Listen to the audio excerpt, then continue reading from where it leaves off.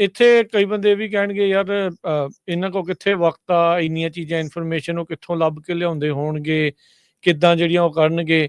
ਇੱਕ ਪਾਸੇ ਆਪਾਂ ਇਹ ਵੀ ਦੇਖ ਰਹੇ ਵੀ ਉਹ ਕਹਿੰਦੇ ਵੀ ਅਸੀਂ 5 ਮਿੰਟਾਂ 'ਚ ਜਾਂ 30 ਮਿੰਟਾਂ 'ਚ 6 ਕੇਸ ਜਿਹੜੇ ਆ ਉਹ ਨਿਪਟਾਉਣੇ ਹੈਗੇ ਆ।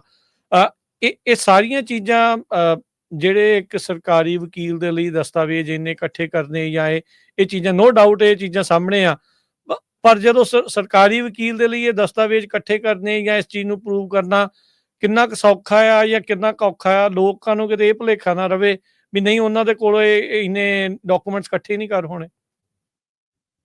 ਨਹੀਂ, ਸਰਕਾਰੀ ਵਕੀਲ ਨੂੰ ਕੀ ਆ, ਉਹ ਤਾਂ ਦੇਖੋ ਸਿੱਧੇ ਰਨ ਨਹੀਂ ਕਰਨਾ, ਉਹਨਾਂ ਨੇ ਕਿਹੜਾ ਆਪ ਜਾ ਕੇ ਕੋਈ ਜੱਦੋਜਹਿਦ ਕਰਨੀ ਆ। ਉਹਨਾਂ ਨੇ ਤਾਂ ਜਦੋਂ ਡਿਪਾਰਟਮੈਂਟ ਆਫ ਹੋਮਲੈਂਡ ਸਿਕਿਉਰਿਟੀ ਨੇ ਰਿਕੁਐਸਟ ਕੀਤੀ, ਠੀਕ ਹੈ, ਤਾਂ ਕੀ ਲੱਗਦਾ ਕਿ ਉਹਨੇ ਕਿਹੜਾ ਮਨਾ ਕਰਨਾ ਵਾ। ਜੀ। ਸੋ ਇਹ ਹੁਣ ਜਿਹੜੀਆਂ ਏਜੰਸੀਜ਼ ਆ ਇੰਟਰਕਨੈਕਟਡ ਆ, ਇਨਫੋਰਮੇਸ਼ਨ ਸਾਰੀ ਇੰਟਰਕਨੈਕਟਡ ਆ। ਤੁਹਾਡਾ ਇਹਦੇ ਵਿੱਚ ਬੈਸਟ ਜਿਹੜੀ ਆਪਸ਼ਨ ਤੁਹਾਡੀ ਇਹ ਹੈਗੀ ਆ ਕਿ ਭਾਈ ਆਪਣੇ ਵਕੀਲ ਨਾਲ ਸਾਰੇ ਐਡਰੈਸ ਲਿਖ ਕੇ ਐਂਡ ਆਫ ਦਾ ਡੇ ਵੀ ਜੇ ਤੁਸੀਂ ਜੱਜ ਨੂੰ ਕੋਰਟ ਦੇ ਵਿੱਚ ਜਾਣ ਤੋਂ ਪਹਿਲਾਂ ਵੀ ਜੇ ਤੁਸੀਂ ਸਾਰੇ ਸੈੱਟ ਕਰਕੇ ਦੱਸ ਦੋਗੇ ਨਾ ਕਿ ਕਿਉਂ ਗਲਤੀ ਹੋ ਗਈ, ਕਿੱਥੇ ਭੁਲੇਖਾ ਲੱਗ ਗਿਆ, ਇਨਫੋਰਮੇਸ਼ਨ ਆ, ਕਿਉਂਕਿ ਉਦੋਂ ਤੁਹਾਨੂੰ ਜੱਜ ਨੇ ਸਹੁੰ ਖਵਾਉਣੀ ਆ, ਤਾਂ ਵੀ ਤੁਹਾਡਾ ਜਿਹੜਾ ਰਾਸਤਾ ਜਿਹੜਾ ਥੋੜਾ ਜਿਹਾ ਤੁਹਾਡੇ ਕੋਲ ਉਮੀਦ ਦੀ ਕਿਰਨ ਬਾਕੀ ਆ। ਜੇ ਇੱਕ ਵਾਰੀ ਕੇਸ ਸ਼ੁਰੂ ਹੋ ਗਿਆ, ਸਹੁੰ ਖਾ ਲਈ ਤੁਸੀਂ, ਤੇ ਬਾਅਦ ਚ ਨਹੀਂ ਤੁਸੀਂ ਕਹਿ ਸਕਦੇ ਉਹ ਗਲਤੀ ਹੋ ਗਈ, ਏਦਾਂ ਕਰਤਾ ਉਦਾਂ ਕਰਤਾ, ਹਨਾ। ਸੋ ਪਹਿਲਾਂ ਹੀ ਜਿਹੜਾ ਕਲੀਅਰ ਕਰਕੇ ਜਾਓ ਕੋਰਟ ਦੇ ਵਿੱਚ ਹਰੇਕ ਚੀਜ਼। ਸੋ ਤਾਂ ਹੀ ਉਹ ਆਉਂਦੇ ਆ ਪਹਿਲਾਂ 3-4 ਵਾਰੀ 4-5 ਵਾਰੀ ਜਿਹੜਾ ਉਹ ਪੁੱਛਦੇ ਆ ਵੀ ਹੋਰ ਕੋਈ ਚੀਜ਼ ਤਾਂ ਨਹੀਂ ਦੱਸਣੀ, ਹੋਰ ਕੋਈ ਐਡਰੈਸ ਤਾਂ ਨਹੀਂ, ਹੋਰ ਆਹ ਚੀਜ਼ ਤਾਂ ਨਹੀਂ ਆ। ਸੋ ਬੰਦਿਆਂ ਨੂੰ ਪੱਕਾ ਕਰਦੇ ਆ ਵੀ ਭਾਈ ਤੂੰ ਵਾਕਈ ਜਿਹੜਾ ਉਹ ਜੋ ਕਹਿ ਰਿਹਾ ਸੱਚ ਕਹਿ ਰਿਹਾ, ਫਿਰ ਉਹਨੂੰ ਕਾਗਜ਼ਾਂ ਦੇ ਵਿੱਚ ਫਸਾਉਂਦੇ ਆ। ਸੋ ਕਈ ਇਹਦੇ ਵਿੱਚੋਂ ਦੀ ਤਰੀਕਾ ਇੱਕ ਨਿਕਲਣ ਦਾ ਕਈ ਹੁੰਦਾ ਕਿ ਕਈ ਜਿਹੜੇ ਮੁੱਦੇ ਹੁੰਦੇ ਉਹਨੂੰ ਕਹਿੰਦੇ ਆ ਬਰੀਫਿੰਗਸ, ਐਡੀਸ਼ਨਲ ਬਰੀਫਿੰਗਸ। ਜੀ। ਸੋ ਮੈਂ ਆਪਣੇ ਆਫਿਸ ਦਾ ਦੱਸ ਦਿੰਦਾ ਕਿੱਦਾਂ ਕਿ ਸਾਡੀਆਂ ਹੁਣ ਬਰੀਫਿੰਗਸ ਹੈਗੀਆਂ, ਆਪਾਂ ਜਾਣ ਫੂਕੀ ਦੀ ਆ ਪੂਰੀ, ਟਾਈਮ ਟੂਮ ਲਾਈਦਾ, ਠੀਕ ਹੈ। ਏਦਾਂ ਨਹੀਂ ਕਿ ਉੱਤੇ ਕਾਲਾ ਅਕਸ਼ਰ ਲਿਖਤਾ ਉਹਦੇ ਉੱਤੇ ਪੇਜ ਭਰੀ ਜਾਂਦੇ ਆ, ਉਹ ਵਾਲਾ ਕੰਮ ਨਹੀਂ ਹੈਗਾ। ਤਾਂ ਕਰਕੇ ਜਿਹੜੇ ਸੀਗੇ RKK ਵਗੈਰਾ ਵਾਲੇ ਜਿਹੜੇ ਮੁੱਦੇ ਸੀਗੇ ਸੰਗੀਨ, ਤਾਂ ਕਰਕੇ ਸੋਲਵ ਹੁੰਦੇ ਆ। ਹੁਣ ਸਾਡੀ ਬਰੀਫਿੰਗ ਉਹ 'ਚ ਟਾਈਮ ਲੱਗਦਾ, ਪੈਸੇ ਲੱਗਦੇ ਆ, 2-3 ਹਫ਼ਤਿਆਂ ਬੱਧੀ ਜਿਹੜਾ ਕੰਮ ਹੁੰਦਾ। ਸੋ ਕਈ ਵਾਰੀ ਕੀ ਹੁੰਦਾ ਕਿ ਬੰਦਾ ਇਹਨੂੰ ਸਮਝ ਨਹੀਂ ਆਉਂਦੀ, ਨਵਾਂ ਹੁੰਦਾ, ਉਹਦੇ ਦੋਸਤ ਕੰਨ 'ਚ ਫੂਕ ਮਾਰ ਦਿੰਦਾ, ਰਹਿਣ ਦੇ ਬਰੀਫਿੰਗ ਏਦਾਂ ਹੀ ਹੋ ਜਾਣਾ। ਤੇ ਇੱਕ ਦਾ ਸੀਗਾ ਕ੍ਰਿਮੀਨਲ ਵਾਲੇ ਦਾ, ਤੇ ਕ੍ਰਿਮੀਨਲ ਉਹ ਕੀਤਾ ਤੇ ਉਹਨੂੰ ਕਿਹਾ ਬਰੀਫਿੰਗਸ, ਤੇ ਦੋਸਤ ਕਹੀ ਰਹਿਣ ਦੇ, ਬਰੀਫਿੰਗਸ ਨਹੀਂ ਕਰਨੀਆਂ ਏਦਾਂ ਉਦਾਂ ਨਾ। ਕਹਿੰਦਾ ਭਾਜੀ ਮੈਂ ਆਪ ਹੀ ਸਾਂਭੂਗਾ ਕੋਰਟ 'ਚ। ਮੈਂ ਕਿਹਾ ਯਾਰ ਆਪ ਤੋਂ ਕਿੱਦਾਂ ਸਾਂਭੂਗਾ? ਮੈਂ ਕਿਹਾ ਚੱਲ ਸਮਝਾ ਵੀ ਲੂ ਕਿੱਦਾਂ ਸਾਂਭੂਗਾ। ਬਸ ਫੇਰ ਕੀ ਆਪਣਾ ਉਹੀ ਜਾ ਕੇ ਮੈਂ ਕਿਹਾ ਆਪ ਜੇ ਸਾਹਮਣਾ ਤਾਂ ਵਕੀਲ ਨਾ ਬਣ ਜਾਣਾ ਹੈਗਾ। ਤੇ ਉਹੀ ਚੀਜ਼ ਹੈ ਕਿ ਕਈ ਜਗ੍ਹਾ ਹੁਣ ਜਿਹੜੇ ਘਪਲੇ ਹੋ ਗਏ, ਐਡਰੈਸ ਦੇ ਹੋ ਗਿਆ, ਇਹ ਹੋ ਗਿਆ, ਸਕੋਪ ਆਫ ਵਰਕ ਵੱਧ ਜਾਂਦਾ ਵਕੀਲ ਦਾ। ਜਿੱਥੇ ਬਰੀਫਿੰਗਸ ਦੀ ਲੋੜ ਆ ਉੱਥੇ ਬਰੀਫਿੰਗ ਕਰਾਓ, ਐਂਡ ਆਫ ਦਾ ਡੇ ਤੁਸੀਂ ਨਹੀਂ ਕਰਾਓਗੇ ਤੁਹਾਡੀ ਆਪਣੀ ਉਹ ਆ।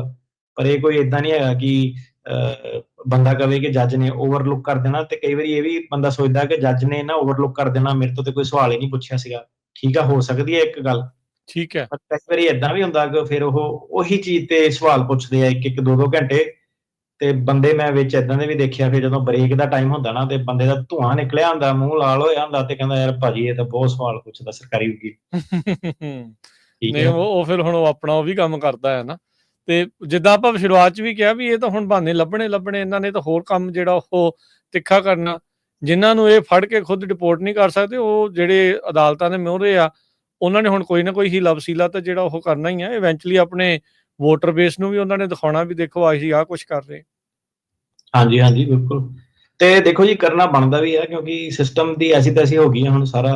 ਮਤਲਬ ਕਿ ਜਿਹੜੇ ਲੈਵਲ ਤੇ ਹੁਣ ਉਹ ਅਨਚੈਕਡ ਜਿਹੜੇ ਬੰਦੇ ਆ ਗਏ ਆ, ਕ੍ਰਿਮੀਨਲ ਰਿਕਾਰਡ ਵਾਲੇ ਜਿਹੜੇ ਭਗੌੜੇ ਹੋਏ ਪਏ ਆ ਇੰਡੀਆ ਤੋਂ, PO ਜਿਹਨਾਂ ਦੇ ਹੈਗੇ, ਲੜਾਈਆਂ ਝਗੜਿਆਂ ਵਾਲੇ, ਤਸਕਰੀ ਵਾਲੇ ਜਿਹੜੇ, ਉਹ ਹੁਣ ਜਿਹੜਾ ਕੀ ਸੀਗਾ ਕਿ ਤੁਸੀਂ ਦੇਖੋ ਕਿ ਆ ਕੇ ਉਹ ਜੇ ਇੰਡੀਆ ਉਹ ਕੰਮ ਕਰਦੇ ਸੀ, ਉਹ ਇੱਥੇ ਆ ਕੇ ਵੀ ਉਹੀ ਕੰਮ ਕਰ ਰਹੇ ਆ। ਕਿਉਂਕਿ ਏਦਾਂ ਥੋੜਾ ਨਾ ਆ ਕੇ ਇੱਥੇ ਉਹਨੇ ਕਹਿਣਾ ਕਿ ਮੈਂ ਟਰੱਕ ਦੀ ਕਮਾਈ ਨਾਲ ਸੁਖੀ ਹੋ ਜਾਣਾ ਵਾ। ਨਹੀਂ, ਫਿਲਮਾਂ ਦੇਖੀਆਂ ਵਾ, LV ਵਾਲੇ ਬ੍ਰਾਂਡ ਦੇਖੇ ਆ। ਹੁਣ ਉਹ ਆ ਕਿ ਬੰਦਾ ਹੋਰ ਨੱਚੇ ਹੋਏ ਹੈ ਕਿ ਕੁਇਕ ਰਿਚ ਕਿੱਦਾਂ ਹੋ ਜਾਣਾ। ਮੈਂ ਤਾਂ ਮੈਨੂੰ ਬਸ ਹੈਰਾਨੀ ਮੈਨੂੰ ਉਸੇ ਗੱਲ ਦੀ ਹੁੰਦੀ ਕਿ ਮੈਂ ਕਿਹਾ ਬਾਹਰ ਕੀ ਜਾਣਾ, ਆਪਣੇ ਕੇਸਾਂ ਦੀ ਜਿਹੜੀ ਗੱਲ ਕਰਦਾ, ਤੇ ਉਹ ਕਹਿੰਦੇ ਕੇਸ ਵਰਜੀਨੀਆ ਮੂਵ ਕਰਤਾ। ਤੇ ਉਹ ਹੁਣ ਸਟਾਫ ਨੂੰ ਸਾਰਿਆਂ ਨੂੰ ਪਤਾ ਉਹ ਸਰਕਾਰ ਮੂਵ ਕਰ ਦਿੰਦੀ ਨਾ, ਜੇਲ੍ਹ 'ਚ ਬੰਦੇ ਨੂੰ ਪਾਉਂਦੀ ਜਦੋਂ ਫੜਿਆ ਜਾਂਦਾ ਬੰਦਾ।